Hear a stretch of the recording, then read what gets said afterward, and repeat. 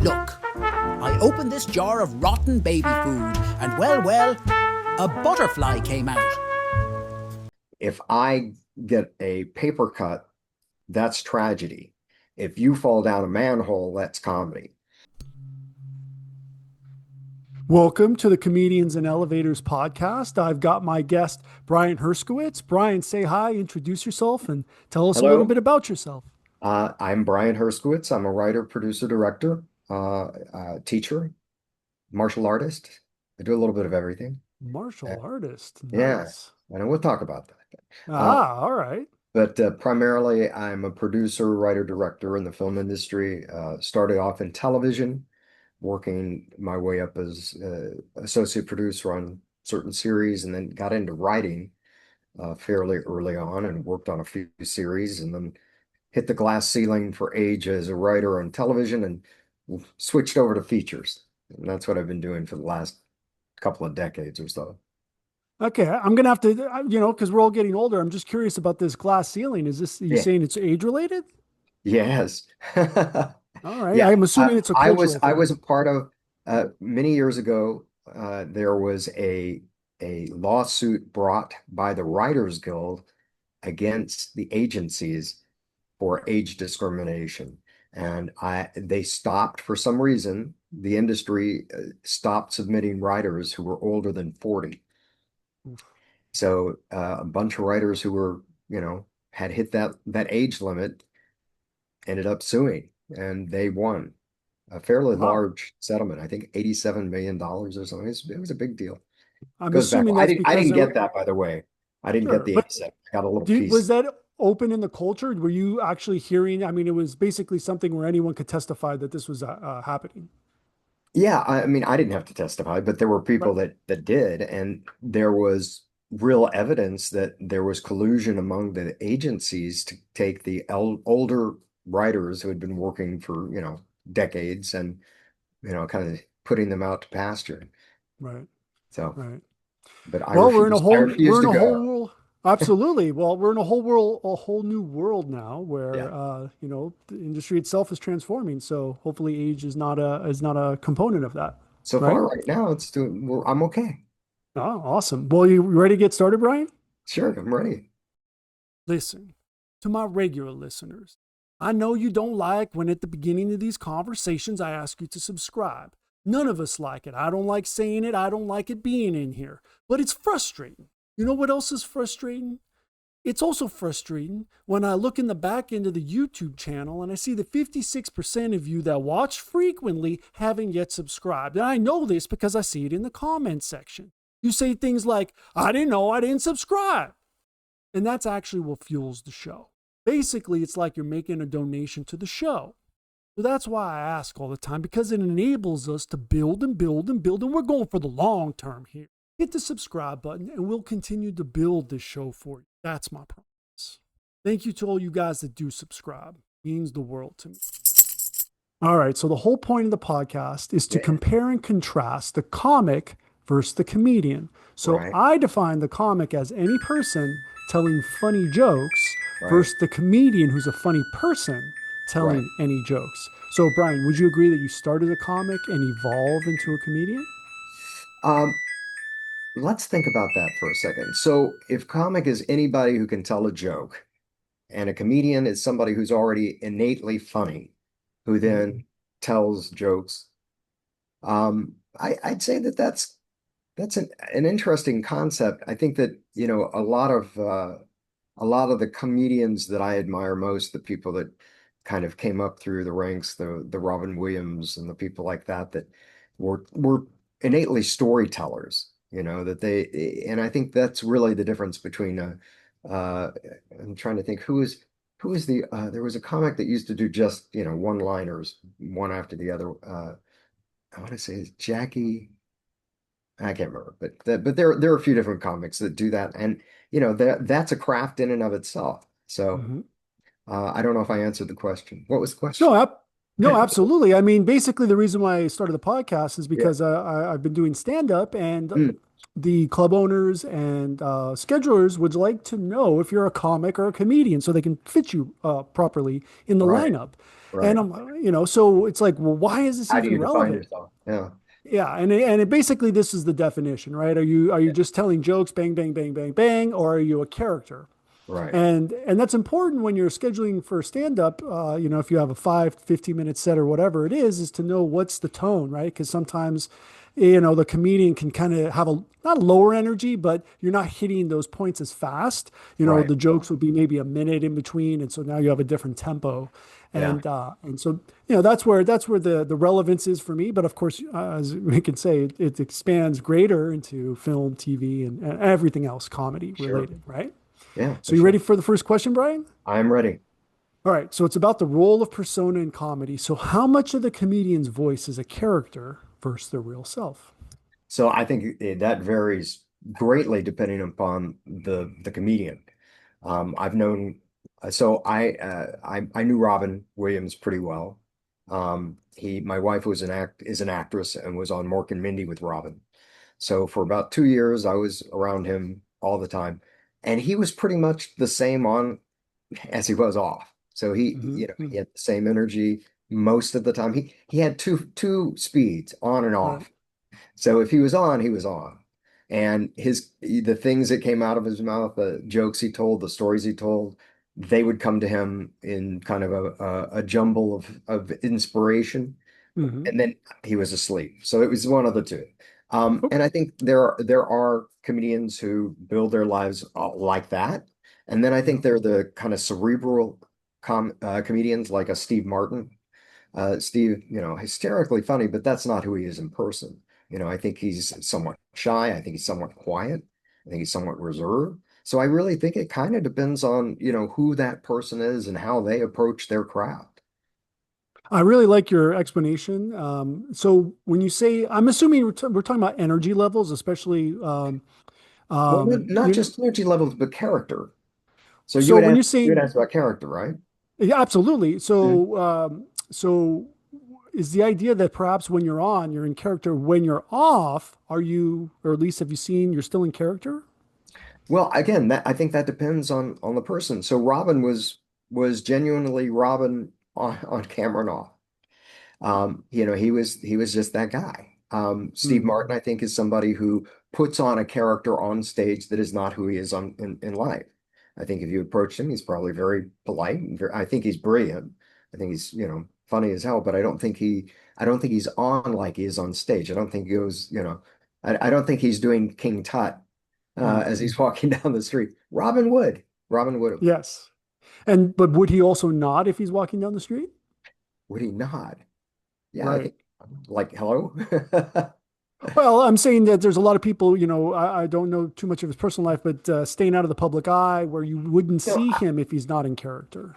Yeah, I would run into him every now and then just by accident, and he was always very, very up and very on and very polite Right. and very fun. So I can't, All right. I can't speak for everybody.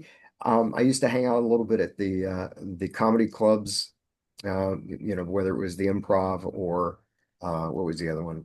Improv and the Comedy Store here in Mhm. LA. And there were some comics that were just miserable SOBs off stage and Mhm. that, but were great on. And then there were other people that were really, really, the same person on stage as they were off. They had the same demeanor, the same, kind of timing and interest, but nobody's on all the time. And you do have to, it's a performance and you have to get up for that and you have to put on a show, right? So not everybody does that 24/7.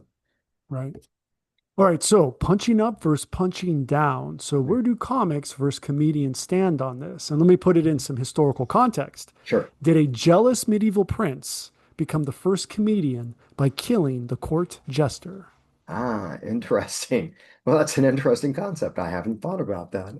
When you talk about punching up versus punching down, are you talking about punching down being kind of the Don Rickles style of comedy, where we're getting into abusing the audience for the amusement of those who are not being abused, or are you talking about more cerebral, more you know political type of commentary? Is that the difference that you see between punching up and punching down? Well, I think you added another dimension, which is Beady, definitely beady, beady, part of beady. the domain of punching up and punching down, which is the individual Mm, versus a group, right? And so I think today we see more group related punching down and yeah. considered negative. But Mm, at the individual level, when you're on in an audience, mm. yeah, that's definitely punching down. But it's somehow I think historically gotten a pass for being picking on people in the audience to a point, right? Well, the thing about Don Rickles, and strangely enough, I knew him a little bit as well. Yeah, a sweetheart of a guy off stage, really, really nice, but also very funny. But he was the kind of guy who he could get away with it partly because he was charming, and but also because he did everything with a twinkle in his eye, and he was across the board offensive. So he's offensive to everyone. So you couldn't claim that he's a racist or he's homophobic or because he was everything. He did it, he was an equal opportunity offender. And I Right. think, that was his character. I think that was who he came in to be. But that wasn't Now, who that also was not who he was also. Uh, and just to refresh my memory and everyone else's, did he punch down to groups or was it only individuals? Uh, uh, both. I mean, Both. he like Okay. he was somebody who would pick on the African American guy in the front row, and then he make fun of the Chinese person, then he'd make fun of Japanese, then he'd make fun of the women, and he'd make fun of he just made fun of everybody. Very funny, Right. but very Yeah. cutting, very biting. Yeah, absolutely. Yeah. If they're in the audience, you're face to face at that point. So, Yeah. so speaking of that, so is the audience agreement with the comedian a form of permission or alignment? Well, I think it can be. I think that, there have always been those comedians who are there to kind of stir the pot a little bit. I think the George Carlins of the world who came out and were trying to get people to think about things.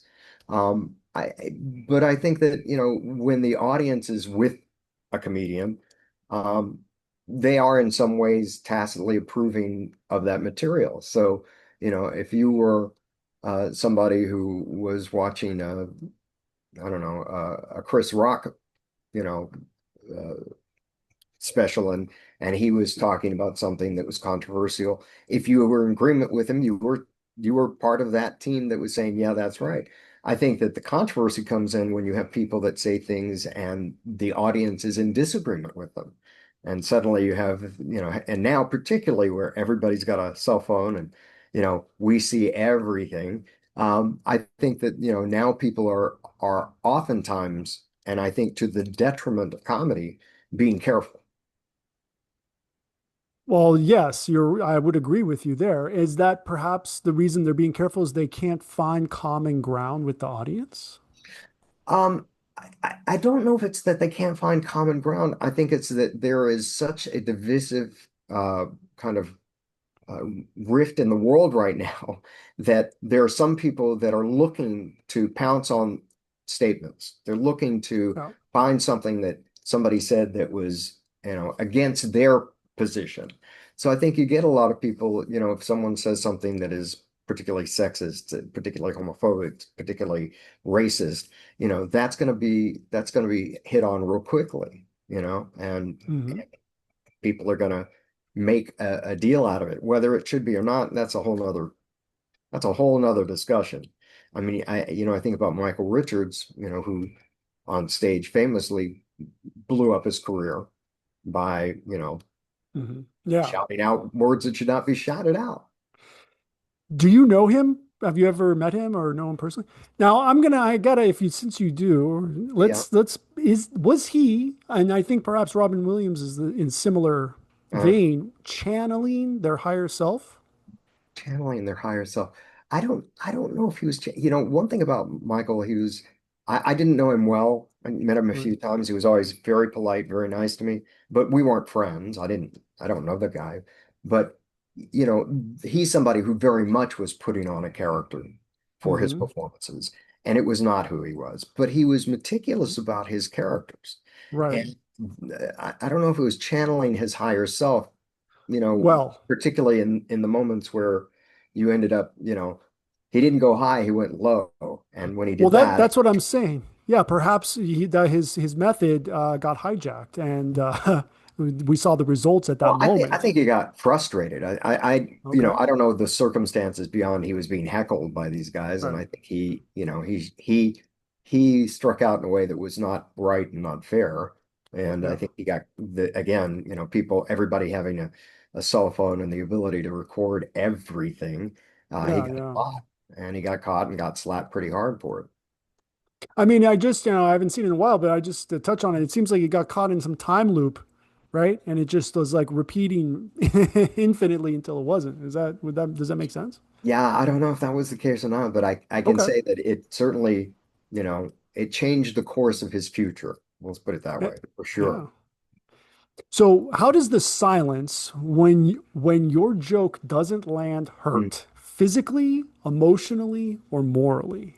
All of the above, I think, sometimes I think it can manifest in a lot of different ways.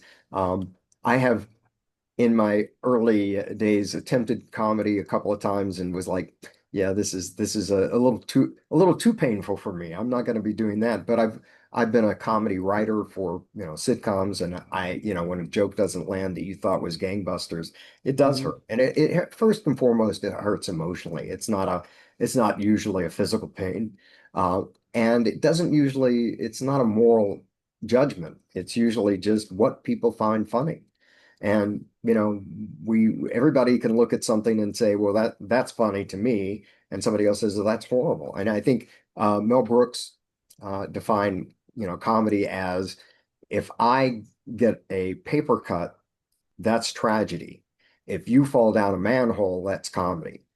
So it's oftentimes other people's suffering that we like to view, not our own. You know. We can relate to it. So it's very interesting. You answered the question, obviously, from a writer's perspective. Mm. Are you saying the joke that's not landing is it performed by someone else, and you hear the silent states in person, or are you inferring that the joke didn't land because you're now watching it on screen?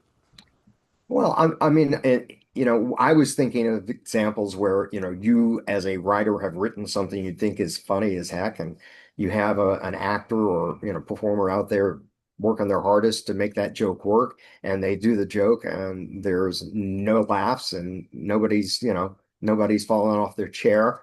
And, I don't generally look at that as a failing of the performer. I think that's the failing of the writer. And, or sometimes as a writer, you look at it and go, that's a failing of the audience. They Huh. didn't get my joke. What's the matter with them? So So, I think that's a okay. real easy way to turn it around. So you're referring to when there is an audience, when you're saying that, answering my question, basically, you're not referring to something that's written for screen and perhaps objectively you're like, I don't know if that joke worked at this point. No, I think either one actually. I mean, so I was thinking actually, most of the time in sitcoms you have a an audience, right? You Right. have a live Hmm. audience. But I've also written half-hour shows that were done for like HBO that don't have audiences. And the same thing, the difference is I don't have any immediate feedback when Right. I'm watching something. So it's unless you're in a theater, unless you've written a movie and you're sitting in the theater and going, wow, I wrote that joke and nobody, that's the funniest joke in the film and nobody laughed at that.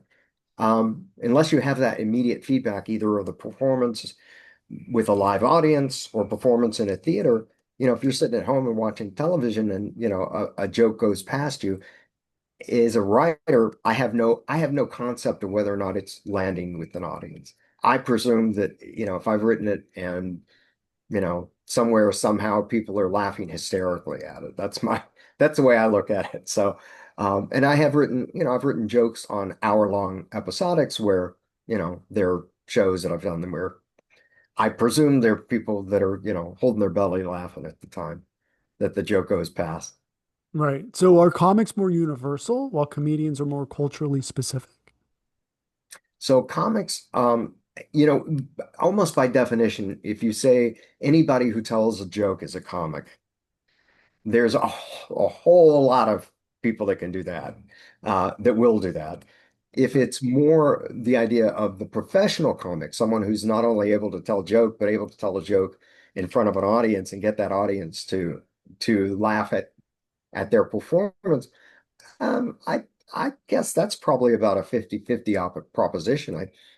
there may be a few more comedians than, I mean, well, are there more comedians? I'd say it's about 50-50. I think there are people that are basically doing their jokes, and then there are people that are, weaving tales and bringing characters to the stage. So when I say comic, definitely want to put in the context that they're repeating. They're not just doing it once and then, Mhm. I was no. This is a method, a technique Yeah. that they do So you're talking about the every time the same professional. You're not jokes. talking A about, yeah, professional comic, right? But I'm also alluding to the comic being kind of entry level at the same time. But you can also be full-time professional comic because that's your stick. sure. Yeah, Like I said, there are certainly people that's their thing is, Henny Youngman, I think is the guy I was trying to think of. Henny Youngman was a guy who, he was just the king of one-liners. He would come out and just do one after another. right. I think, there are examples of those people that, and there's absolutely craft to it. There's art to it.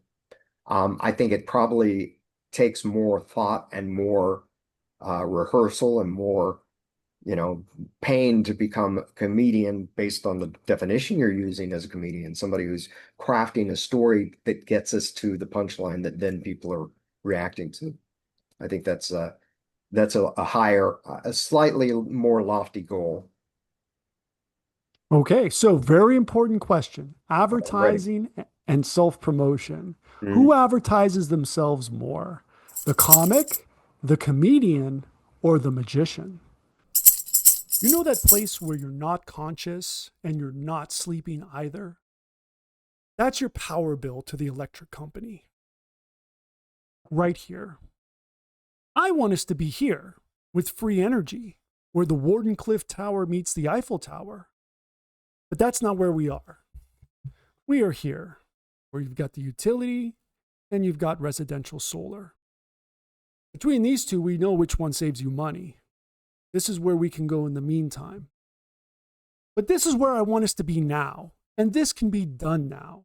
So let me deputize you to represent DOSE, Department of Solar Efficiency, and let's get on the podcast to get the message out today. See you soon. Oh, geez, the comedian. Well, I think anybody who's in the business has to promote themselves. Oh, we lost him.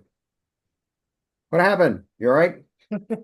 Okay, you're back. Sorry about that. Just Yeah, was the I pizza don't know arrived. what What happened. happened? Yeah, there was something going on, and I had to take care of the emergency. I So understand that happened.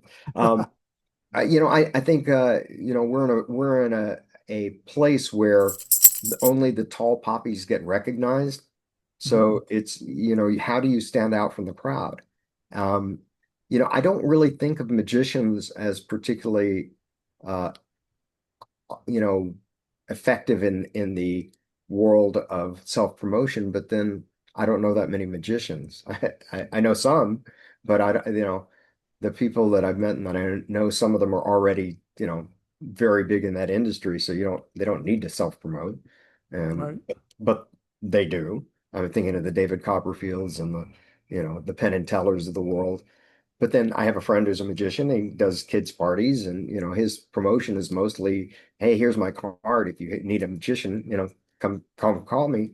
Um, I think one of the things that you have the ability to do now as a comic and a comedian that you didn't have 20 years ago is TikTok, Instagram, Facebook, YouTube. You have the ability to kind of uh, do a preview of your wares, as it was, and say, this is the kind of stuff I do.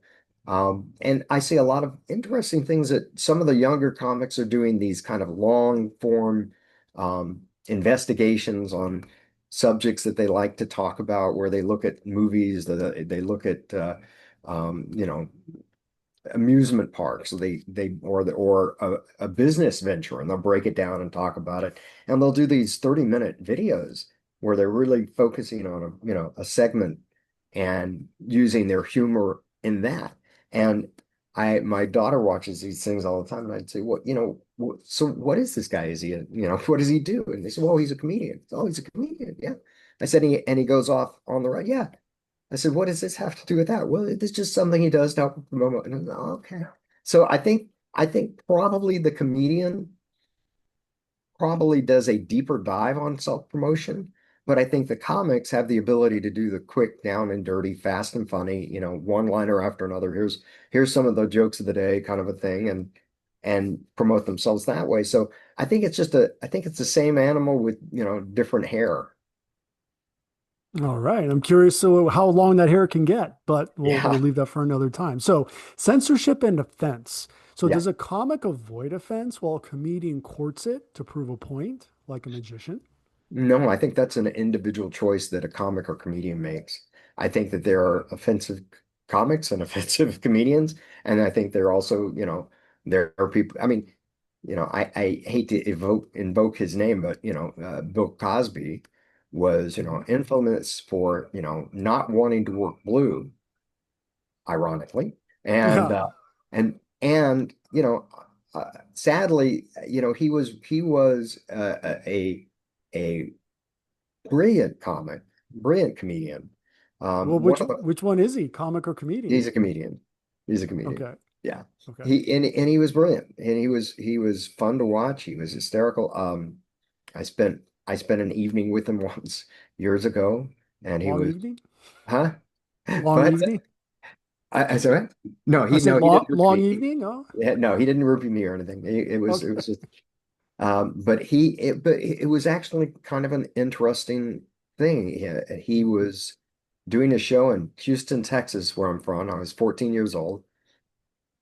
And my father was involved with the Houston Rockets, and it was a guy named Calvin Murphy, who was a basketball player's fifth wedding anniversary. So he took him to this Bill Cosby concert, and I was a huge Cosby fan. I had memorized all of his albums. I could do Fat Albert and I could do all that. And I'm at home in bed, because I got school the next day and I get a call and it's my father saying, I'm at a pizza parlor with Bill Cosby. You want to come down? And I was like, are you kidding me? And in 10 minutes, I drove the 30-minute trip to the pizza parlor. It's going fast. You were And there 14? I was 14, You 15, maybe drove? 15. I was 15. Texas, you could drive young at that time. Nice. And Okay. I may have been 15. And I got there, and it's almost like the Last Supper. Bill Cosby sitting at a table, and Calvin Murphy from the Rockets on one side, and all these different people lined up. And mo one of the most embarrassing moments of my life, my father said, Bill, this is my son, Brian. He does some Cosby routines. Brian, why don't you do one for him? And I Hmm. went, uh, I don't think I could do it as well as you, Mr. Cosby. And he had the big cigar. And he said, I should certainly hope not. And that was my introduction to Bill Cosby. But that evening at this pizza parlor, he went on stage, he played the drums, he did a song which he had done. He had a song out at the time that was number one song in the nation called Uptight, Out of Sight, Little Old Man, which was a mashup with some comedy. And he did that and changed the lyrics to kind of address Calvin Murphy's fifth wedding anniversary. And it was just, I was like, oh my God, this is amazing. And when the stuff hit the fan, it was so disappointing, devastating that, someone who you saw as kind of like America's dad from the Cosby Show was this predator. Pretty awful. Way So to bring then, a way to bring a story down. I like no, it. no, you got to get the lows to get the highs. Comedy, you got to start with tragedy, right? Absolutely. So who survives better in a cancel culture environment? The Mm. comic, the comedian, the magician, or the mudslinger? What can you who do you who can you tell me a mudslinger? I'm not sure who that is. Well, it's the guy that throws at the tomatoes at the execution. So I he's don't good. really know too many mudslingers, so I'm gonna move them to the side. Um, Okay. I think the magicians, because I think magicians generally are not embroiled in that kind of controversy. I think the biggest controversy magicians will often get into is, did you steal somebody else's trick? Or Right. are you doing something that's derivative? Or are you, I don't, rarely do you have, you have magicians who are also comics and also comedians, but they don't tend to have the same kind of characters and characterizations that you see as comics and comedians. And I think that both comics and comedians depending on, where they stem from, can be people that, step in a pile every now and then. I think that, you see, um, what is it? What is the insult dog? What is his name? The guy that's there's a guy that has a puppet that he goes around to political events, and Oh, he does and it's something the um, insult dog. Yeah, I can think of it in a minute, but that as he's a comic and a comedian, so he does both. But the puppet and the comic are more comic. They tend to do one-liners and zingers with right. these politicians, right? And he's very, very politically controversial, very politically controversial. And then you have, other people that, that's their shtick. They want to, I mean, the Dice Clays of the world, Andrew Dice Clay, who, plays this misogynistic Goomba kind of a character. That's he was trying to rile the crowd. Andy Kaufman was somebody who liked to get the crowd riled. He would do something as a character, and at one time was doing, you know, wrestling women, and Hmm. it's like very, very odd stuff. So Hmm. Speaking of, are you ready to enter the multiverse, Brian? sure, let's go. All right. So, board game Zoomcast, play versus performance. So, if comedy were a board game Zoomcast, are you Okay. competing as the colorist, adding tone, mood, and shading, or Mhm. the Foley artist, building punchlines with soundscapes and timing? Huh. I would probably lean toward the Foley artist. I'm keenly, as from my own personal background, I'm keenly aware of how sound affects whether or not you get the moment. Hmm. And great sound design can make a huge difference in whether something lands or doesn't land. If you can't hear a joke, you're not going to laugh at a joke. Yeah, that's So definitely same a thing. component of it. Yeah. And in terms of, if there's something you can do to add comedy, whether it's, I mean, toilet humor, you hear flushing toilets, that makes people laugh, so it's just those moments, those things that you can really kind of point to. Color, yeah, not so much. We'll laugh at black and white movies just as much as color movies. So if again, as long as if it's a sight gag and we can see it, that's all I need. So I would be more the Foley artist. All right. Yeah. So, here on the Comedians in Elevators podcast, we have a tradition where Mhm. the previous guest asks a question for the next guest. Hmm. And the previous guest was Maya Sirik, and her question for you, Brian, is Okay. who is your favorite comedian? Who is my favorite comedian? God, there's so many. Um, I think that who is my favorite comedian? That's a tough one. You've put me on the spot. I mean, I thought it was an easy when she said it. I was like, "That's a simple question," but you're the perfect person to answer it since it's so tough. yeah, it is tough because there's so many, there are so many comedians and they're so different. I'm trying to think who has made me laugh the most more recently, and if I can picture them. And so many of the people that I don't know their names, and I think that's Mm. one of the issues of having so many outlets that are doing comedy today. You kind of thumb through stuff and you go, "Oh, this guy, I want to watch this," or this one, and Robin was fantastic. Robin Williams was always great, always funny. Um, I think Steve Martin was a fantastic comedian in his day. I think he was hysterical, and still very funny. So I think I'd go with Steve Martin. Okay. Yeah, All right. Very good. Very yeah. good. I think he had a Well, nice combo between the cerebral and the just plain silly. The right. arrow through Yeah. the head, and you know, Yeah, that's true. It's definitely that oscillation between the two that kind of sets yeah, them apart. yeah, Absolutely. very much so. All right, so last question. Yeah. Legacy. Who gets remembered? Will the comic's tight five survive time, or will the comedian's cultural point of view be more timeless? I think can I give you a complex answer? Of course. Okay. So on the one hand, the jokes will endure. So the comics jokes will endure, but people will forget who said the joke. Mm-hmm.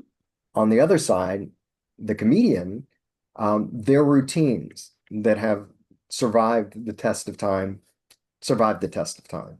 You know, you know, the Steve Martin routines, you know, that you remember as a kid, you'll remember beyond, and you'll always remember that it was Steve Martin that did it. Mm-hmm.